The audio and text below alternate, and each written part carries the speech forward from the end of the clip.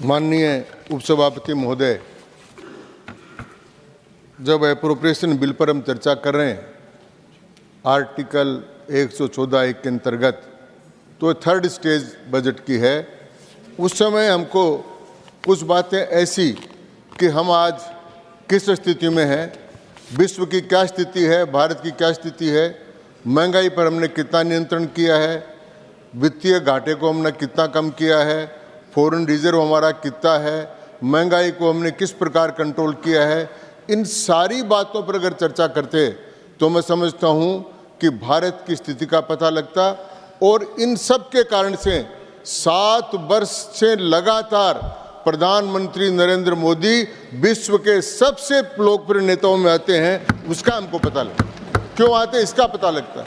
सभापति महोदय, उपसभापति मैं बताना चाहूँगा कि संपूर्ण विश्व में औसत रूप से 2.5 से लेकर 2.7% तक जीडीपी बढ़ी है और कहीं भी 8% से कम मुद्रास्फीति दुनिया में नहीं हुए जिनकी जीडीपी बढ़ी है और देश की जीडीपी 7.4% से ऊपर है और फिर भी हमने महंगाई पर नियंत्रण किया है। यह मोदी सरकार की उपलब्धि है, ये इस बजट में से समझने की बात है। दूसरी बात मैं कहना चाहूँगा सभापति महोदय कि भारत को 2047 तक आत्मनिर्भर और विकसित राष्ट्र बनाने के लिए इस बजट में प्रावधान किया गया है और ये जो एप्रोप्रिएशन बिल है वो उसके आधारशिला रखता है कि इतना रुपया इनको दिया जाएगा और भारत के कंसोलिडेटेड फंड से भारत के उसमें से रुपया निकालने का अधिकार सरकार को दिया जाएगा। आप अगर देखेंगे तो FDI, ease of doing business के कारण से भारत में एफडीआई 13% कोरोना काल में आई। इस समय तो सबसे ज्यादा आई जो अन्य किसी भी देश में नहीं आई। यह हमारी देश की ईज ऑफ डूइंग बिजनेस की सुविधाओं के कारण से हमको प्राप्त हुई।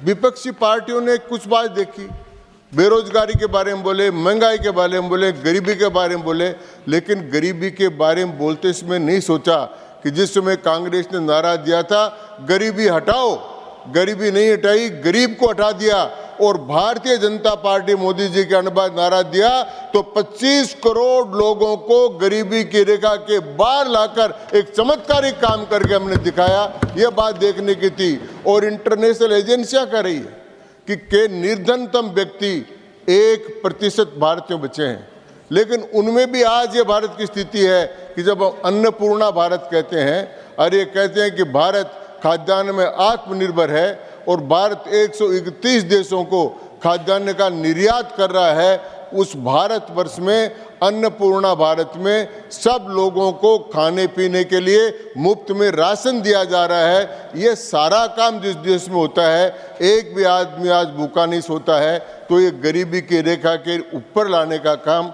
भारत सरकार ने किया है। सभापति महोदय, एंजल टैक्स खत्म की। इस एंजल टैक्स को कांग्रेस पार्टी लेकर आई थी। इस एंजल टैक्स के खत्म होने के बाद में आज बेरोजगार नौजवानों को रोजगार मिलेगा, रोजगार बढ़ेगा। ये बात इनको बजट में देखनी चाहिए थी, वो बजट में बात नहीं की गई। सभापति महोदय, एक बात बार बार यहाँ कही, सेना के बारे में, मैं सेना के परिवार से आता हूँ, तो सेना के बारे में जब बात करते समय हमको सावधानी से बात करनी।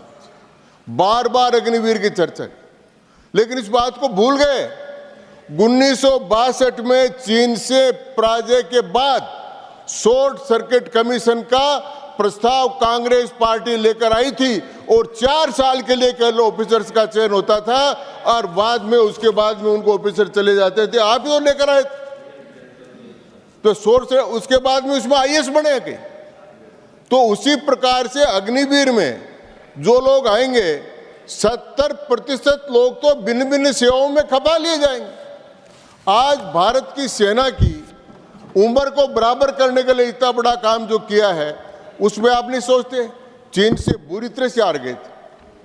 उस समय जूते नहीं थे पहनने के लिए, लेफ्टिनेंट जनरल कोल थे और कृष्ण मेनन थे, वीके कृष्ण मेनन रक्षा मंत्री। उस समय की कहानी अगर आप पढ़ोगे सेना के बारे में तो उससे बड़े केरल के थे, मैं जानता हूं, तो उस कहानी को आप कहां तक लेकर जाओगे? और आज भारत की जो स्थिति बनी है उस स्थिति को देखने की जरूरत है। Please no cross talking. जी, उपसभापति महोदय, अभी अर्थ इसकी बात हो रही थी। लाइसेंस राज चलता था, कोटा परमिट लाइसेंस, वो राज खत्म हो गया। और आज मोदी जी के टाइम पर जो राज है वो डीबीटी का राज है, डायरेक्ट ट्रांसफर का राज है। कोटा परमिट लाइसेंस खत्म हो गया। उस समय दोहरी व्यवस्थाएं होती थी। वो इलेक्ट्रॉनिक बॉन्ड की चर्चा कर रहे थे, पैसे कहाँ से आता, मैं बताता हूँ पैसे कहाँ से आता। उस समय कांग्रेस राज में सीमेंट भी कंट्रोल में थी, चीनी भी कंट्रोल में था, गेहूं भी कंट्रोल में था, केरोसिन भी कंट्रोल में था। और क्या होता था, बजाज स्कूटर इतने बनाएंगे, इतने 1 नंबर में बेचेंगे, इतने 2 नंबर में जाएंगे। ये चीनी 5 किलो आपको कंट्रोल में मिलेगी, बाकी खुली बाजार में मिलेगी। ये सीमेंट इतनी बोरी आपको कंट्रोल में मिलेगी, इतनी बोरी आपको खुले बाजार में मिलेगी। खुले बाजार में जो रेट थी वो इंडस्ट्रियलिस्ट के थी, और उसका सारा का सारा पैसा कांग्रेस पार्टी उससे चुनाव लड़ा करती थी। यह स्थिति थी, तो इलेक्ट्रल बॉन्ड से उसको सामान्य साफ किया कि खुला खुला देखो किस पार्टी को कितना पैसा मिल रहा है। वो देखने के बजाय एक बहुत बढ़िया सिस्टम था जो सरकार ने किए थे, और मैं कहना चाहता हूँ इसी प्रकार बेनामी ट्रांजैक्शन का 1998 में आप 88 में लेकर आए थे, उसको आपने लागू नहीं किया आज तक, ये मैं आपसे बताना चाहता हूँ। तो जिस प्रकार से अटल बिहारी जी वाजपेयी के पहले सेना के अंदर शहीद का 100 भी नहीं आता, पैकेज भी नहीं था। कारगिल पैकेज आज सारी दुनिया में जाना जाता है, उसका 100 आता है। उनका दाह संस्कार इज्जत से होता है, उसके गांव के अंदर जुलूस निकलता है, उनका सम्मान होता है, और उसके बाद में उनकी पत्नी को, बच्चों को सबकी सुविधा देकर काम किया जाता है। 1 रैंक 1 पेंशन सारे दिन सारे लोग करते रहे।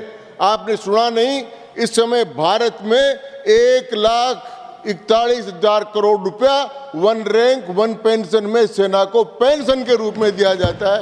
ये रिकॉर्ड कायम किया। तो शहीदों का सम्मान, अग्निवीरों का सम्मान और सेना का सम्मान और भारत की सेना, ये जो अमाउंट आप बता रहे हो ना, ये जो पेंशन मिल रही थी उसमें एडिशन है जी।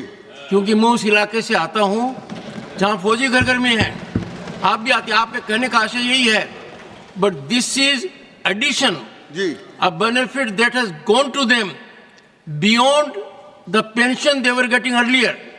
मैं भी बहुत वर्षों से विधानसभा में यहाँ रहा हूँ, कभी भी आसन पर किसी भी प्रकार का रिमार्क करना संसदीय मर्यादाओं का हनन है, बहुत बड़ा हनन है, और उसकी मैं निंदा करता हूं। और सभापति महोदय, और दूसरा उसमें प्रावधान है कि इस प्रकार का कोई भी प्रश्न अगर चेयर से पूछा जाता है और उसके बारे में रिमार्क किया जाता है तो वो सदन की कार्रवाई का हिस्सा नहीं बन सकता, उसको सदन की कार्रवाई से निकाल देना चाहिए कि जिस प्रकार की बात है। तो सभापति महोदय, मैं निवेदन करना चाह रहा था, सेना के बारे में बात चली।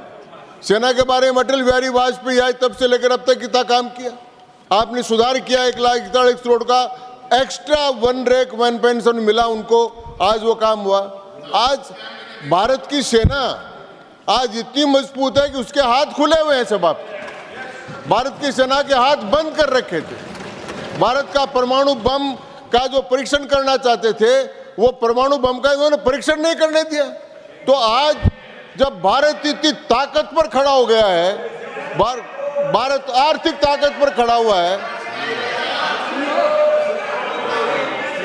भारत आज उसमें कहा है कि राज्य का सुख कैसे मिलेगा।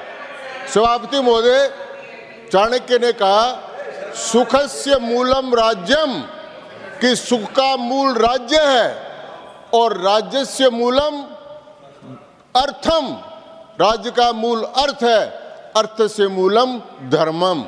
तो चारों काम हम पूरा कर रहे हैं। आम जनता को सुख दे रहे हैं बजट के माध्यम से। महंगाई विश्व में सबसे कम यहाँ पर है। महंगाई को नियंत्रित करके हमने रखा है। सारे पड़ोस के देश में देखो, सारे यूरोप में देखो, ये देखो, अब भारत को देखो, भारत को देखो कि भारत बचा हुआ है। और सभापति महोदय, जब आर्थिक स्थिति की चर्चा करते हैं तो यहाँ पर A1 और A2 हो जाते हैं। लेकिन मैंने बचपन में पढ़ा किताबों में, जब हमको पढ़ाते थे उस समय कहते थे भारत के औद्योगिक विकास के जनक, कांग्रेस के राजू पढ़े हम, जमशेद जी टाटा को पढ़ाते थे, दादा भाई नौरोजी को पढ़ाते थे, घनश्याम दास जी बिड़ला को पढ़ाते थे और उनको आदर के साथ पढ़ाते थे। और आज जो भारत के वेल्थ क्रिएटर्स हैं, जो भारत की संपदा बना रहे हैं, उनको आलोचना करके उसका मुद्दा बना रहे हैं।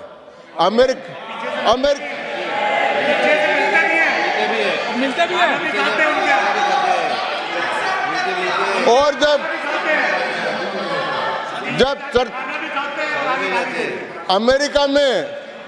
अमेरिका में कभी मैंने बिल गेट्स की, एलन मस्क किसी की चर्चा, उसकी आलोचना नहीं सुनी। लेकिन यहाँ करते हैं। लेकिन यहाँ किसके साथ मिलकर करते हैं? जॉर्ज सोरेस जो भारत के खिलाफ है, जो हिंडनबर्ग है, वो एक बदनाम एजेंसी है। उस एजेंसी के माध्यम से खबर छपाकर सारा सदन का एक सत्र अडानी करके खराब करने वाले लोग, लाखों करोड़ों इन्वेस्टमेंट करने वाले लोगों का पैसा दबाने वाले लोग आज इस बात की चर्चा करते हैं। इसलिए मैं कहना चाहता हूं, इसलिए मैं सभापति महोदय कहना चाहता हूं कि आज जब हम चर्चा कर रहे हैं तो हम गर्व से कह सकते हैं कि भारत एक उदय होता हुआ नक्षत्र है। और हाँ, मैं शक्ति सिंह जी आपको बता रहा हूं, शक्ति का दिखा रहा हूं, क्योंकि तो मैं सभापति महोदय, मैं निवेदन कर रहा था कि भारत में बार बार चर्चा की गई जाति गणना। पिछली बार सरकार ने जाति गणना कराई थी मनमोहन सिंह जी टाइम पर, प्रकाशित नहीं की, क्योंकि 46 लाख जातियां आई उसमें। करो प्रकाशित। फिर उसके बाद में कर्नाटक की सरकार ने अभी कराई, आने के बाद में हाँ कराई। और जब प्रकाशित करने की बात आई तो वहां के उप मुख्यमंत्री DK शिवकुमार और सबने लोगों ने लिख कर दिया कि अगर प्रकाशित कर दी तो इस्तीफा दे देंगे, सरकार गिर जाएगी। ये जातीय जनगणना की बात। हमारे कहावत है कि छाजलो तो बोले, चालनी बोले भी के 70 छेद है। तो ये इस प्रकार की बात करते हैं। कौन सी गणना नहीं है? या SC की गणना है, या ST की गणना है, या OBC की गणना है, और जिसकी कभी भी गणना नहीं थी, सभापति महोदय, जब भी किसी की गणना नहीं थी, ब्राह्मण, बनिए, राजपूत, कायस्थ और ये जो वंचित वर्ग के लोग थे, इनमें जो गरीब थे, इनकी गणना नहीं थी। EBC के माध्यम से संविधान संशोधन कर उनकी भी गणना पूरी करा दी, सारे भारत में समरसता कायम कर दी। उस समरसता को तोड़ना चाहते हैं। इसलिए मैं कहना चाहता हूं सभापति महोदय, इसलिए मैं कहना चाहता हूं कि ये बजट एक वो पंक्ति कहकर समाप्त करूंगा।